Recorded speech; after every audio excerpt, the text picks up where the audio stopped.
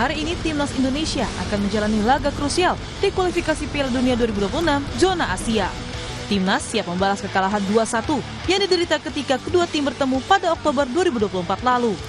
Meski tak memandang remeh, namun pelatih Timnas Patrick Kluivert bilang Garuda bakal tampil dominan dan Tiongkoklah yang harus waspada. Locally in big lines, I know how they play, but I think the most important thing is that how we are playing. They need to look at us because we are playing at home. We have to play dominant game, and they have to, be careful of us. And we, of course, don't need to underestimate our opponent. But I think that China needs to be aware what we bring to the table. Sementara pelatih Tiongkok Branko Infankovic mengaku sudah menyiapkan beberapa strategi, termasuk menumpuk sejumlah pemain depan untuk menggedor pertahanan Indonesia. Four strikers. Not four, 10. 10. 10 strikers, of course. No. In your formation, is it 4-2-2 or 4-2-4? 10 strikers, we are team 10. We all of us going up and coming back. Tiongkok jelas bukan lawan yang bisa dipandang sebelah mata. Statistik pertemuan justru menunjukkan dominasi negeri tirai bambu atas pasukan Garuda. Dari 5 pertemuan terakhir, Timnas hanya bisa meraih 1 kali imbang, yaitu pada Oktober 2013 saat kualifikasi Piala Asia 2015. Sisanya, Timnas selalu terjungkal. Bahkan, skor paling telak pernah terjadi pada Juli 2004 di Piala Asia saat Timnas kalah 5-0. Satu persatu dukungan terus bergulir untuk Timnas Indonesia. Pendukung Timnas Indonesia optimistis bisa menang saat melawan Tiongkok. Apa tuh? 4-2 menang Indonesia. Ada harapannya? Harapannya harus tetap juara di Piala Pildun. Ada pemain favorit nggak? Marcelino Ferdinand. Oke, yang menang siapa nih? Indonesia dong. Indonesia. Skornya berapa? Ada prediksi nggak? Udah. Oke, harapannya apa nih? Menang Indonesia dengan skor 3-1. 3-1. Oke. Ada pemain favorit? Ada. Siapa? Si Rizky Ridho.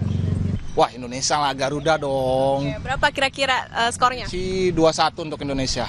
2 untuk Indonesia. Optimis menang berarti ya? Wow, optimis harus ini mah. Pemain favorit, semua pemain favorit selalu di hati. Pertandingan Timnas Indonesia melawan Tiongkok akan digelar malam ini di Stadion Gelora Bung Karno, Jakarta. Pertandingan ini menjadi satu asa Garuda untuk menuju Piala Dunia 2026. Tim Liputan Kompas TV.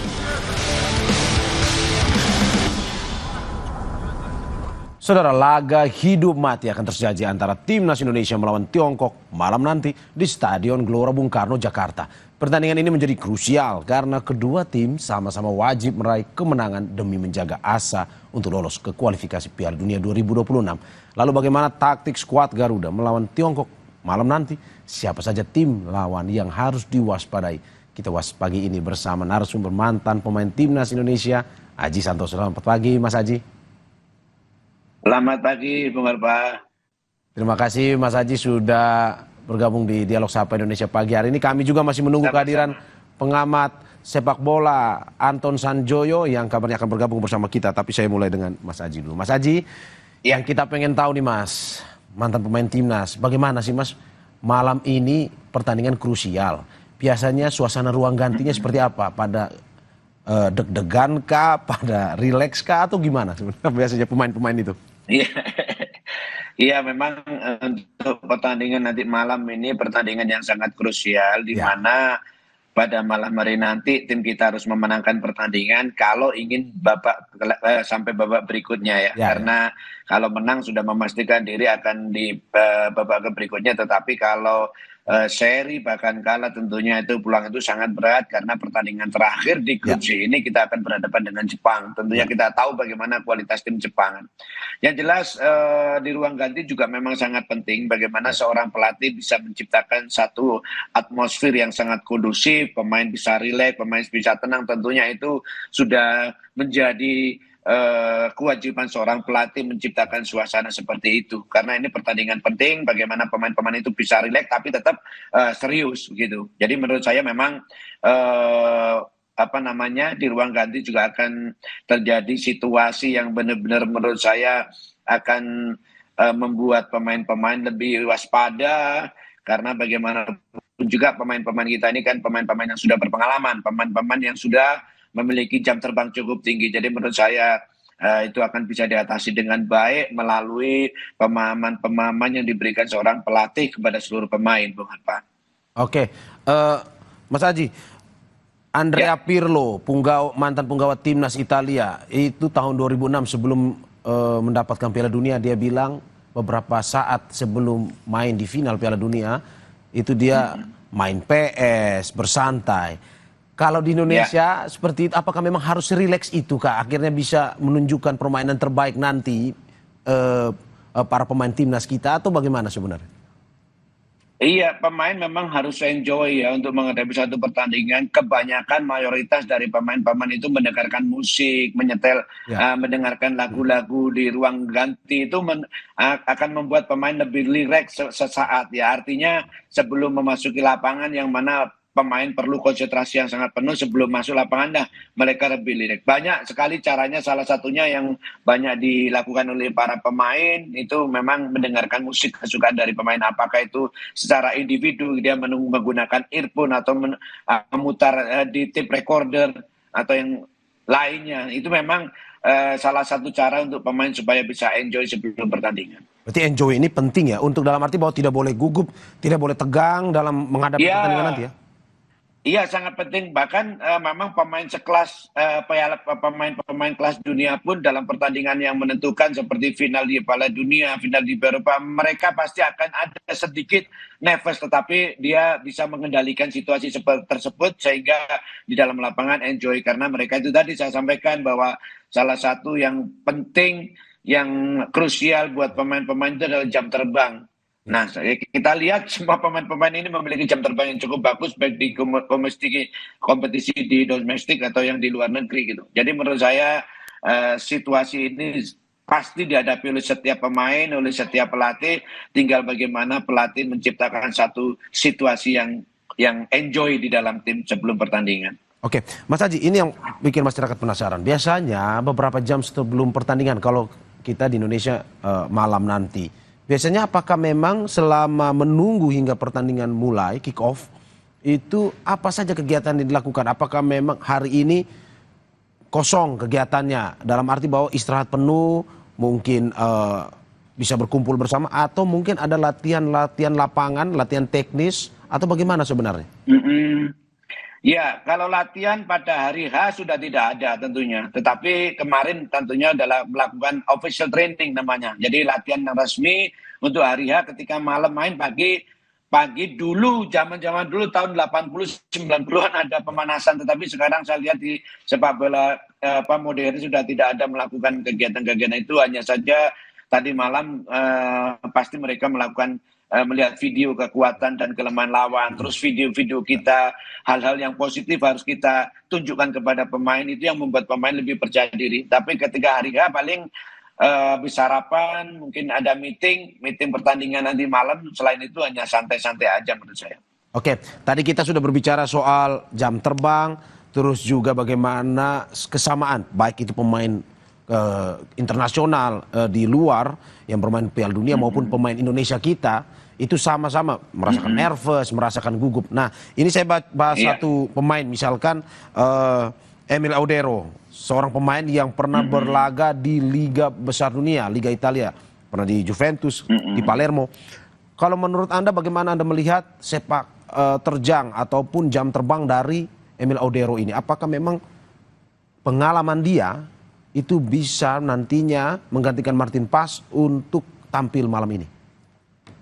Iya, untuk pertandingan nanti malam sudah dipastikan Martin Paes tidak bisa karena akumulasi kartu, tetapi menurut saya penggantinya juga pemain-pemain yang sudah berpengalaman. Hanya saja memang di dalam satu pertandingan kan tidak bisa memasang dua-duanya penjaga gawang, hanya satu penjaga gawang. Tetapi menurut saya penjaga gawang yang dipanggil saat ini termasuk Hernando juga menurut saya pemain-pemain yang berkualitas. Jadi menurut saya siapapun yang diturunkan, pemain-pemain ini sudah memiliki jam terbang yang tinggi, memiliki jam terbang yang sudah tidak bisa kita ragukan lagi. Jadi kembali lagi, kalau nervous itu di mana-mana setiap pemain ada, tetapi bagaimana pemain-pemain tersebut bisa mengendalikan nervous itu menjadi satu kepercayaan diri yang cukup bagus. Seperti itu, Oke, Mas Aji, kita tahan sebentar karena sudah bergabung bersama kita pengamat sepak bola Anton Sanjoyo. Selamat pagi, Mas Anton.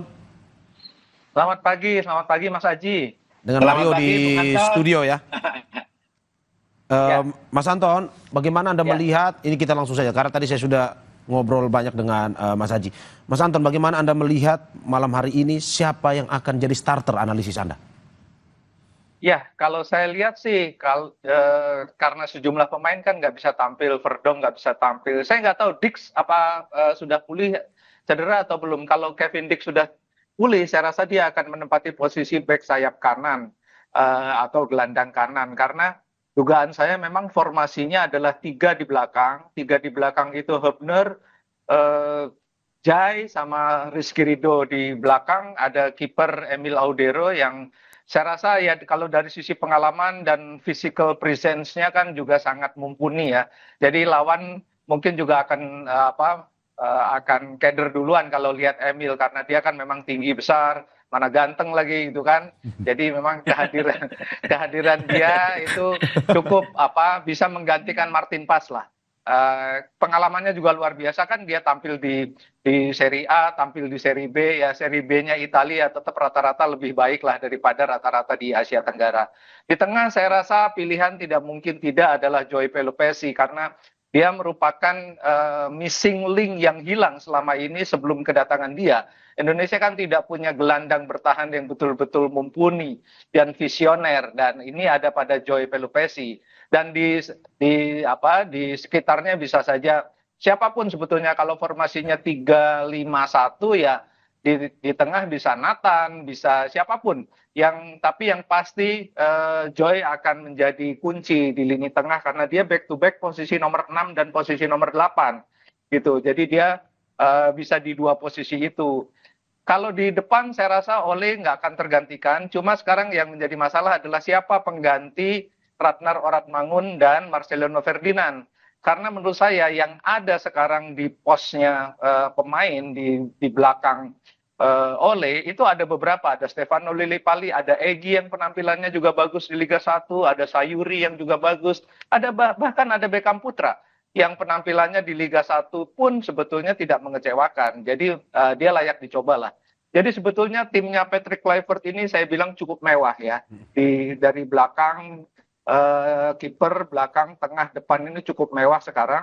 Bahkan di lapisan keduanya pun yang di bench saya kira komposisinya cukup mewah juga. Jadi rasanya sih tidak ada kata kalah ya melawan Cina pada pertandingan malam ini. Oke, dengan melihat formasi 3-5-1, Bung Joy, apakah Anda melihat bahwa ini Patrick Kluivert terlalu berani misalkan dengan memainkan hanya 3 back, dalam arti bahwa ini pertandingan krusial, ataukah Anda melihat bahwa malam ini ya sudah dengan faktor ada keberuntungan kita main di kandang, kita jual beli serangan aja malam ini?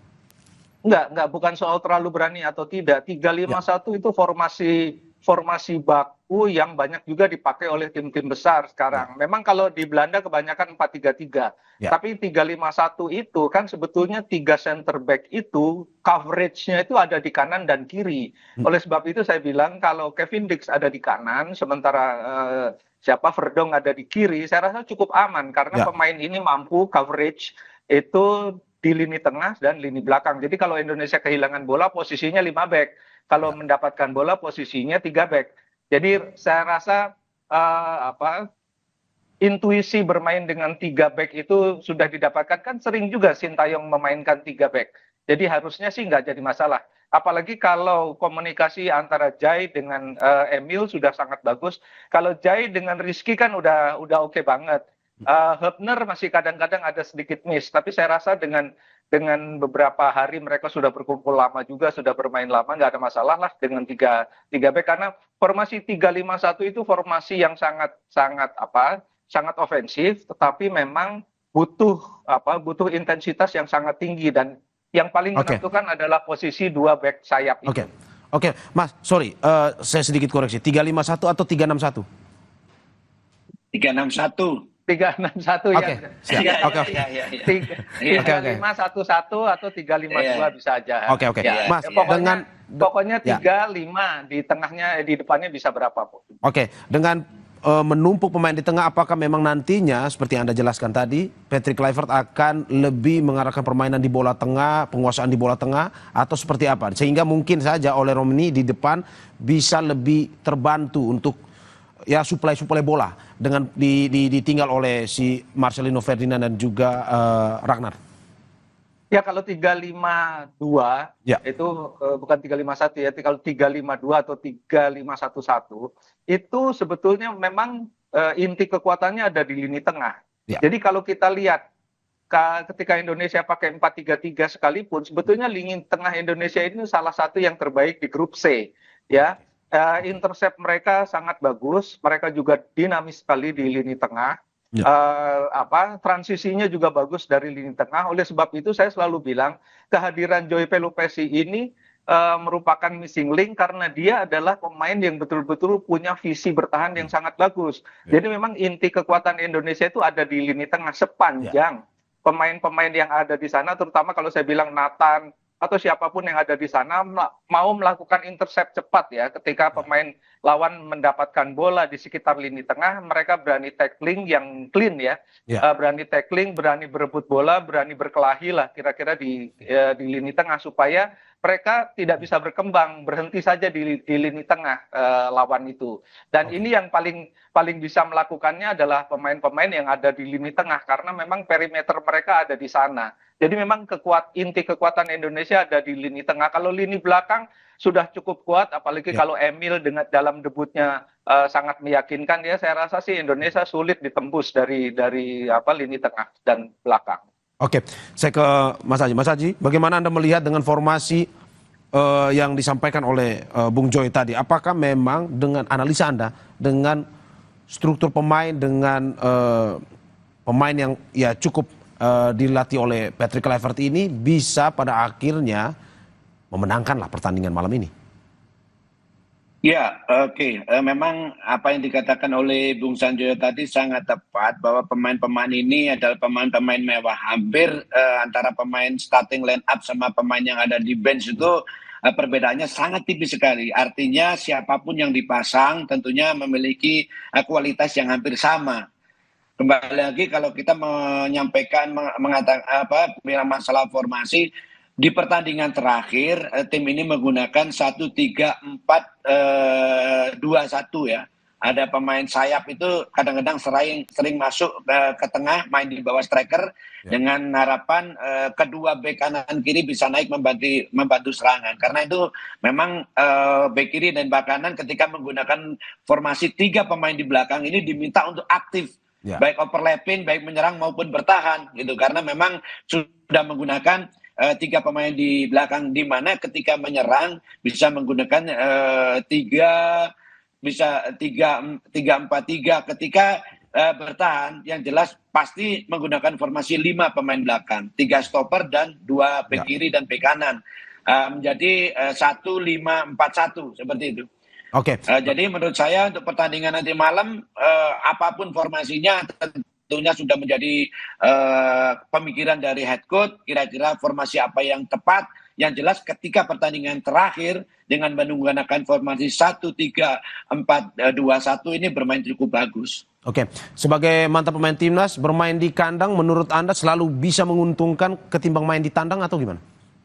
Ya, tentunya memang suatu kemenangan dalam suatu pertandingan sepak bola bukan hanya ditentukan main di kandang atau tandang, tetapi paling tidak main di home. Saya mendengar sudah 70.000 tiket sudah sold out, tentunya ini menjadikan spirit buat pemain bagaimana bisa memenangkan pertandingan pada pertandingan malam nanti. Karena main di kandang, pemain tentunya lebih percaya diri, lebih semangat, lebih enjoy dengan dukungan masyarakat yang akan datang di stadion nanti. Nah, untuk itulah pertandingan ini tidak boleh disia-siakan. Harus tidak ada kata seri. Kalau kata ada nanti seri ataupun kalah, hampir tertutup peluang kita. Bukan berarti kita tidak percaya diri dengan Jepang, tetapi mungkin Bung Sanjoyo atau masyarakat Indonesia sudah tahu kualitasnya tim Jepang seperti apa. Jadi tidak ada kata lain, malam ini harus menang. Dan itu terbuka lebar kesempatan tersebut.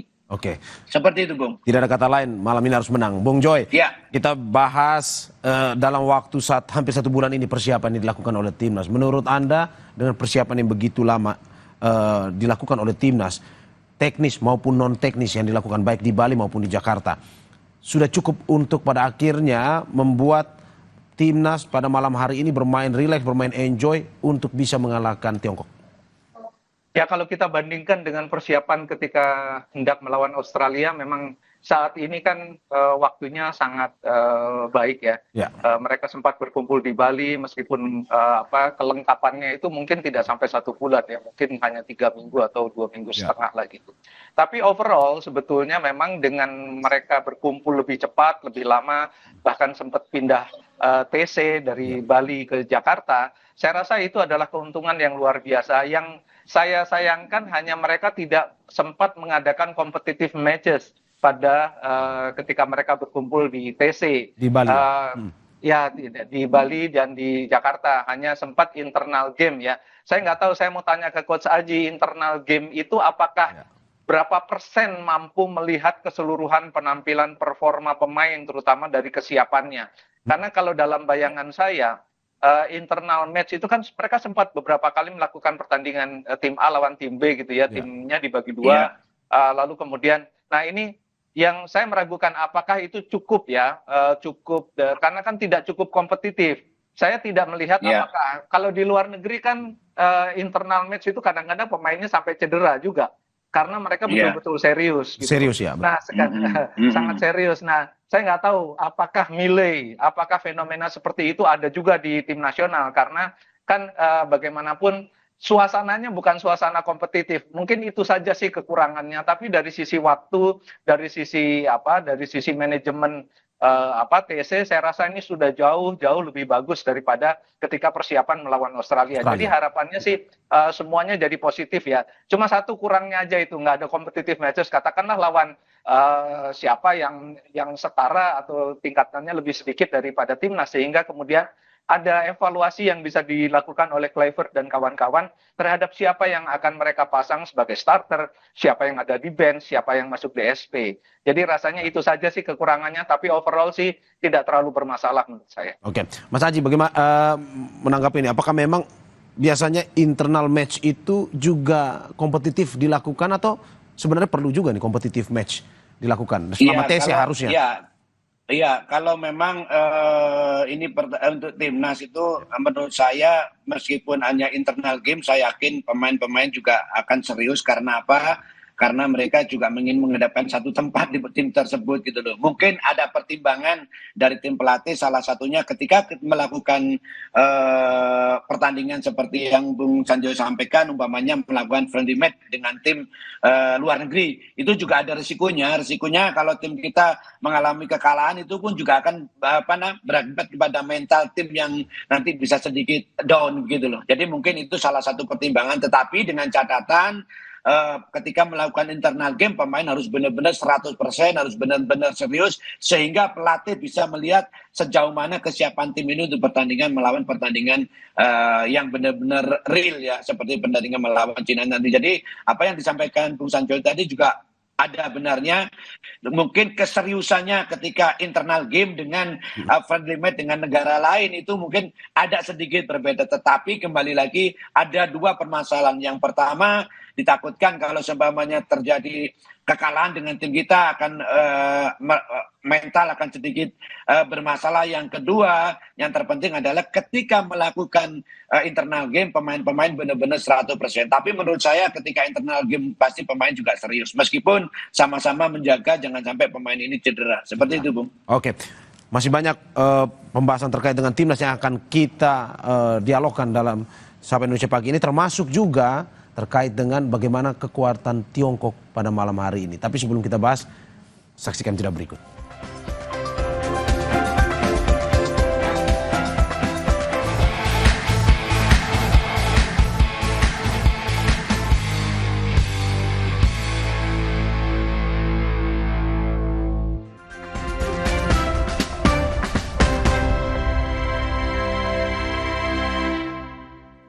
Renovit dengan 26 vitamin dan mineral lengkap, bantu jaga kesehatan dan daya tahan tubuh.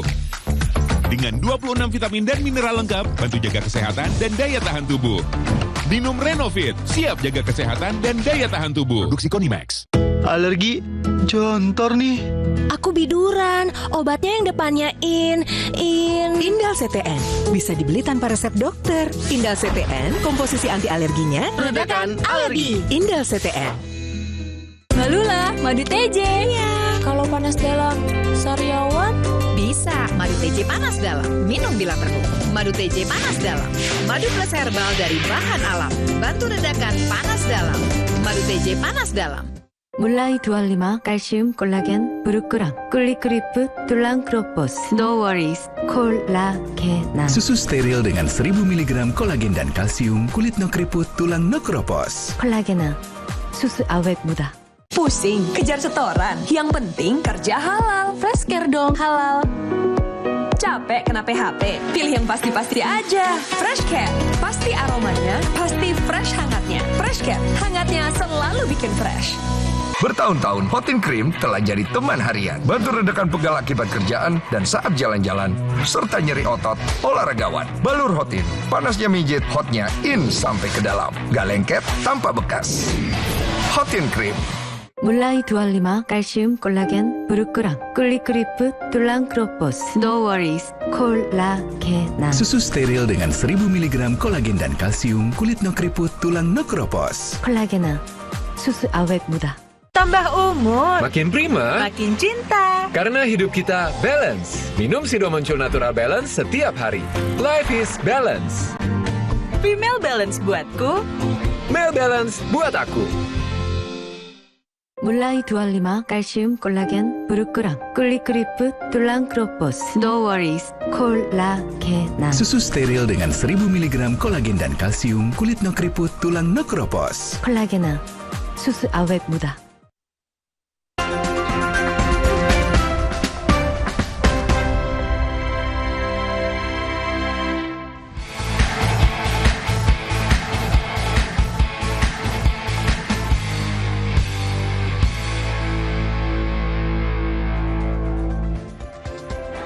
Saudara Menko Infrastruktur dan Pembangunan Kewilayahan Agus Harimurti Yudhoyono dan Menteri Ketenagakerjaan Yasirli siap mendukung Timnas Indonesia di gala pertandingan Timnas Indonesia melawan Tiongkok. Keduanya optimistis Timnas akan unggul dalam pertandingan kualifikasi Piala Dunia 2026 yang akan digelar di Stadion Utama Gelora Bung Karno malam ini. Harus berdoa sekencang-kencangnya dan juga suara kita sekeras-kerasnya untuk mendukung timnas kita. Harus menang, harus menangnya menentukan. Mudah-mudahan berapa ya kira-kira ya? Kayaknya 2-0 deh. Indonesia lawan Cina dan kita harus dukung, Indonesia harus menang dan saya pastikan saya akan hadir di GBK. 2-1. Oke. Ya saudara, kita lanjutkan dialog kita bersama pengamat sepak bola Anton Sanjoyo dan juga mantan pemain Timnas Indonesia Aji Santoso. Sebelum saya ke Bung Joy, Mas Aji, bagaimana melihat bahwa 3 hari terakhir ini latihan tertutup di Jakarta. Media hanya boleh beberapa menit saja untuk melihat aksi pemain timnas kita maupun juga pemain Tiongkok itu berlatih. Apa sebenarnya pelatihan apa sebenarnya yang dilakukan sehingga dalam arti bahwa tidak boleh terekspos media pun juga orang-orang luar tidak bisa menonton itu? Ya, yang pertama tentunya ada maksud dari head coach, dari tim pelatih, kenapa tim ini tidak boleh ditonton untuk umum. Yang pertama, mereka benar-benar ingin konsentrasi ya di dalam latihan. Yang kedua, biasanya H-3 itu masih melakukan latihan taktikal. Ini taktikal ini jelas tidak boleh terekspos di luar. Karena nanti ini bahaya kalau sampai terekspos, ada lawan bisa tahu latihan apa yang dilakukan di lapangan, ini akan berbahaya. Tetapi kalau H-1 official training itu sudah tidak ada latihan taktikal, paling hanya aktivitas di lapangan seperti rondo, finishing, possession itu aja. Tetapi kalau H-3, H-4 itu tentunya masih melakukan taktikal. Untuk itulah latihan taktikal ini tidak boleh. Saya masih ingat ketika saya menjadi pemain, ketika uji coba dengan timnas dengan Chelsea, di mana waktu itu Chelsea dijajah oleh Jose Mourinho, tidak ada satupun orang boleh masuk waktu itu. H-4 dia melakukan latihan, itu latihan taktikal. Tapi memang di mana-mana latihan taktikal itu tidak boleh orang lain untuk umum masuk. Yang pertama untuk konsentrasi, yang kedua benar-benar rahasia nih, benar-benar tidak boleh sampai bocor latihannya itu. Seperti itu, Bung. Ya kalau bocor bisa bahaya Mas Aji ya. Udah ketahuan taktik kita. Iya, betul. Oke, Bung Joy, saya ini tadi kita bahas sedikit soal Tiongkok. Tiongkok juga akhirnya datang ke Indonesia 2 hari lalu, melakukan latihan juga di sini. Penyesuaian juga seperti pemain timnas kita, penyesuaian dengan iklim, penyesuaian dengan suasana di Indonesia. Menurut Anda, Tiongkok adalah ancaman yang serius untuk malam ini untuk bisa kita lawan dari timnas Indonesia atau bagaimana sebenarnya? Di atas kertas. Kita harus menempatkan Kluivert dan kawan-kawan harus menempatkan Tiongkok ini sebagai ancaman serius. Kenapa? Karena satu, pertama mereka masih punya peluang untuk melaju ke putaran 4 paling tidak. Kalau mereka menang lawan Indonesia, lalu menang pertandingan terakhir, kalau tidak salah lawan Bahrain, mereka peluangnya terbuka. Sehingga tidak ada satupun sebetulnya peluang bagi tidak ada satupun celah bagi Indonesia untuk menganggap remeh Tiongkok atau Cina. Ya, karena ini adalah pertandingan yang sangat menentukan. Ya, memang hasil akan sangat menentukan. Kemenangan itu sudah menjamin Indonesia ke putaran keempat karena nilainya sudah tidak akan terkejar lagi oleh yang Bahrain atau Cina. Tetapi kalaupun draw itu masih bisa sepanjang Bahrain kalah melawan Arab Saudi dalam pertandingan juga. Tapi kan kita tidak boleh menggantungkan nasib pada orang lain. Jadi harus menentukan nasib sendiri. Dalam kaitan itu, Cina harus ditempatkan sebagai ancaman yang sangat-sangat serius. Karena mereka punya pemain-pemain juga yang menurut saya kualitasnya tidak boleh diremehkan ya. Meskipun mereka saya bilang ketika mereka menang di pertandingan kandang, mereka menang kebetulan lah. Karena mereka tuh cuma 3 shot, kemudian 2 menjadi gol. Jadi memang itu ada blundernya pemain-pemain Indonesia. Tapi itu tetap tidak bisa menjadi tolok ukur. Indonesia harus full fokus. Betul kata Mas Aji tadi, mereka harus benar fokus untuk memenangi laga ini dan jangan sampai kemudian menjadi bumerang karena ekspektasi masyarakat Indonesia kan begitu tinggi. Tapi saya lihat sih pertandingan lawan Brazil, melawan Bahrain dan melawan Arab Saudi ketika Indonesia menang itu mainnya enjoy aja tuh dengan begitu gemuruhnya GBK. Jadi saya sih yakin ya mereka akan tetap bermain dengan dengan kemampuan terbaik mereka, tidak perlu grogi juga karena memang harapannya sangat tinggi. Tapi mereka pemain-pemain yang profesional yang sudah teruji oleh waktu dan saya rasa sih melawan Cina tetap harus waspada. Saya yakin sih menang ya kalau dari semua sisi dari semua statistik. Bahkan sekarang ranking FIFA-nya kan masih lebih tinggi Cina sebetulnya, tapi kualitas pemain yang ada di timnas senior ini menurut saya lebih bagus daripada Cina. Jadi tidak ada alasan untuk kalah sebetulnya ya.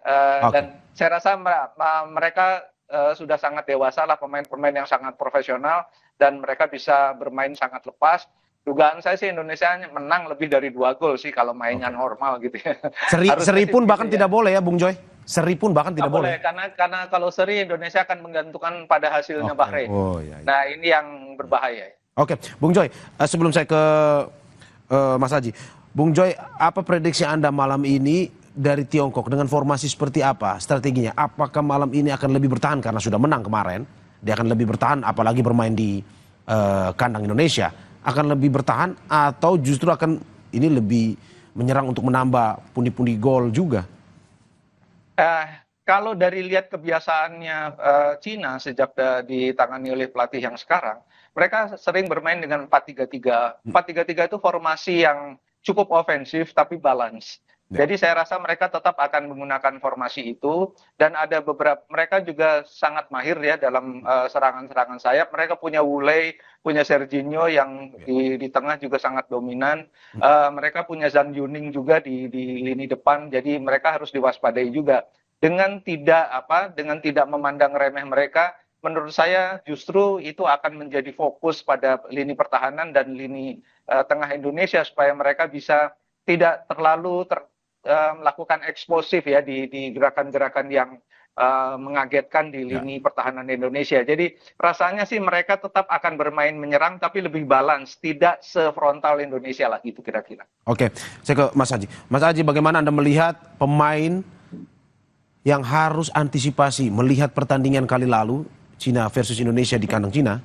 Apa yang timnas Indonesia harus antisipasi ke depan dalam arti bahwa tidak boleh terjadi yang seperti Bung Joy bilang, ada blunder-blunder yang dilakukan di kandang Cina kemarin. Ya, oke, betul. Jadi ketika main di Cina kemarin kalau nggak salah bulan Oktober 2024 itu ya. Sebenarnya apa yang disampaikan Bung Sanjoyo tadi tepat, bahwa Indonesia lebih mendominasi permainan, hanya melakukan dua kesalahan kecil yang akhirnya berakibat fatal. Saya masih ingat sekali, kedua gol itu kesalahan dari lini belakang kita, di mana bek kiri dan bek kanan, salah satu center back juga tidak tepat menempatkan posisi mereka, sehingga ada lubang yang bisa dimanfaatkan oleh striker mereka yang muncul dari second line. Tentunya tim pelatih, analisis sudah memutar kembali video tersebut, apa-apa yang menjadi kekurangan pemain kita, apa-apa yang menjadi kesalahan pemain kita ketika pertandingan pertama, itu sudah dievaluasi dan tidak boleh melakukan kesalahan sekecil apapun, terutama di lini belakang. Kenapa? Karena kalau pemain depan, pemain tengah melakukan kesalahan, masih ada pemain belakang. Tetapi kalau pemain belakang melakukan kesalahan sekecil apapun, bisa dimanfaatkan oleh lawan dan mereka akan berhadapan 1 lawan 1 dengan penjaga gawang. Untuk itu selain tentunya semua tim pemain harus main sepak bola modern itu satu sisi sekarang itu. Artinya satu sisi ketika kita bertahan, semua pemain masuk di pertahanan setengah lapangan ke bawah. Tetapi kalau melakukan penyerangan, masuk di setengah lapangan penyerangan. Bahkan kalau kita melihat pertandingan di Eropa, itu kalau mereka melakukan penyerangan sampai tidak setengah lapangan lagi, tapi sepertiga lapangan di atas mereka berani. Kenapa? Mereka karena memang sepak bolanya levelnya sudah tinggi gitu. Jadi lawan pun tidak ada yang tinggal di garis tengah satu. Kalau tinggal di garis tengah satu aja, kalah jumlah orang, semakin tidak akan pernah mendapatkan bola gitu. Jadi sekarang nanti Indonesia saya harapkan juga bermain hanya satu sisi, ketika bertahan semua bertahan di bawah garis tengah, ketika menyerang semua naik di garis tengah. Itu akan menjadikan lebih solid, lebih kompak ketika bertahan maupun menyerang. Yang jelas timnas kita tidak boleh melakukan kesalahan sedikit pun di lini belakang terutama, karena itu akan menjadi fatal. Apalagi ini main di kandang, saya kira pemain lebih bergairah, lebih senang karena banyak penonton. Salah satu yang ditunggu-tunggu seorang pemain ketika saya main dulu, Bung, ya berharap penonton penuh. Kenapa? Karena penonton bisa melihat bagaimana kita bermain tuh akan lebih bergairah lagi, seperti itu. Ya, itu salah satu pemberi semangat yang mendorong untuk bisa memenangkan pertandingan ini. Bung, tapi Mas Aji, bagaimana Anda melihat bahwa kemarin sudah pernah kalah sebagai pemain, mantan pemain. Apakah memang itu juga mempengaruhi psikologis pemain ketika main malam ini? Bahwa mereka melihat, oh ini kemarin yang pernah mengalahkan kita nih. Apakah mungkin seperti itu? Sebagai mungkin dulu pernah merasakan seperti itu atau bagaimana, Mas Aji? Ya, di benak seorang pelatih ataupun seorang pemain pasti itu ada. Tetapi bagaimana pertandingan pertama itu bisa diambil jadi pelajaran untuk tidak melakukan kesalahan-kesalahan lagi. Dan sekarang eranya berbeda.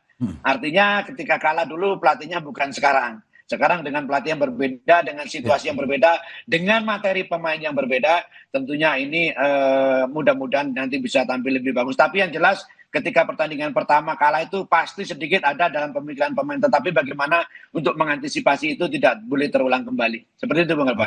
Saya ke Bung Joy. Bung Joy, terakhir, bagaimana Anda melihat evaluasi apa yang harus dilakukan di pertandingan pada malam hari ini? Persiapan seperti apa? Chemistry seperti apa? Teknis maupun teknis seperti apa yang harus dilakukan oleh tim para pemain dan juga tim kepelatihan? Ya, karena ini lawannya adalah Cina, ini pertandingan yang sangat krusial, sangat menentukan nasib Indonesia ke depan. Jadi memang dalam konteks pertandingan melawan Cina sudah pasti Kluivert dan kawan-kawan mengevaluasi ya apa yang terjadi pada pertandingan di kandang Cina. Dan memang betul, memang ada blunder, tapi kita harus ingat juga gol kedua Cina itu passing asisnya kepada pemain yang melakukan gol itu juga passing kelas dunia. Jadi itu yang harus diwaspadai dalam konteks bahwa kita tidak boleh meremehkan sedikit pun pemain-pemain Cina yang saya lihat bisa melakukan passing kelasnya Leo Messi gitu ya. Jadi memang ini memang barangkali ini kejadian yang agak langka gitu ya. Mereka bisa passing seperti itu, tapi kan mereka pernah melakukan itu. Sehingga kemudian mereka juga confidence-nya cukup tinggi saya rasa. Dan saya rasa evaluasi teknis, kalau evaluasi teknis saya rasa sih stick to the plan aja. Apa yang sudah direncanakan oleh Kluivert, oleh Alex Pastoor dilaksanakan dengan rencana permainan yang betul-betul akurat ya, dan pasti ada plan B-nya juga seandainya terjadi sesuatu di lapangan, dan itu biasanya komunikasinya antar kapten dan pelatih. Nah ini yang saya rasa evaluasi seperti itu yang dibutuhkan, dan yang pertama adalah fokus. Kalau saya bilang fokus, jangan pikir menang kalah lah kalau udah masuk lapangan. Pokoknya main sebaik-baiknya, karena hasilnya pasti akan positif. Karena kalau terbebani pada hasil harus menang, ya itu kemungkinan besar juga akan menjadi beban ya. Tapi main enjoy aja, main gembira, karena Indonesia kan pernah melakukannya. Main gembira dan menang, lawannya jauh peringkat FIFA-nya. Tapi Indonesia bisa menang juga lawan Arab Saudi. Ya kan, ketika di U23 lawan Yordania, bisa main cantik sekali dan menang gitu loh. Nah ini kan sebetulnya potensinya ada, tapi bermain di lapangan itu memang hal yang butuh jam terbang. Dan saya yakin jam terbang pemain-pemain ini sudah sangat bagus. Bung Joy, terakhir singkat saja, bagaimana tips bagi para pemain timnas agar tidak gugup seperti para pemain Inter Milan di final Liga Champions kemarin? Ya harus melupakan hasil yang dikejar ya, main enjoy aja. Buktikan bahwa Anda mampu layak memakai nama timnas Indonesia, pakai Garuda. Buktikan bahwa Anda punya kemampuan untuk itu, bermain lepas saja. Hasilnya nomor 2 lah, tapi main sebaik-baiknya, karena saya yakin hasilnya akan positif. Oke, terima kasih atas apa yang disampaikan. Semoga malam ini kita berharap yang terbaik bagi timnas Indonesia, kemenangan versus Tiongkok. Amin. Terima kasih mantan pemain timnas Indonesia Aji Santoso dan juga pengamat sepak bola Anton Sanjoyo atas apa yang disampaikan. Terima kasih. Sehat-sehat selalu. Terima kasih. Pengajarnya.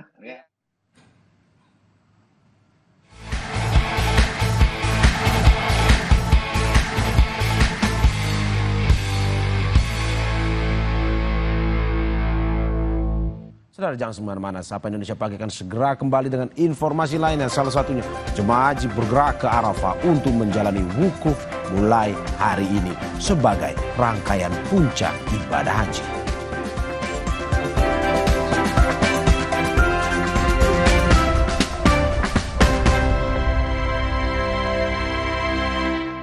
Akan semangat berbagi. Rasakan panorama penuh aura spiritual yang memikat saat menapaki jejak mulia di tempat yang Allah sucikan dan jutaan jiwa rindukan. Ikuti kisah para hamba yang diberi kehormatan untuk melayani merawat tanah suci dengan penuh keikhlasan dan cinta. One Day in the Haram, Jumat dan Sabtu, 6 dan 7 Juni, pukul 3 dini hari di Kompas TV. Teman berbagi berkah. Kita memasuki adu penalti. Di saat penting, kita perlu yang terbaik. Aqua 100% murni, alirkan kebaikan alami, dukung 100% performa. Aqua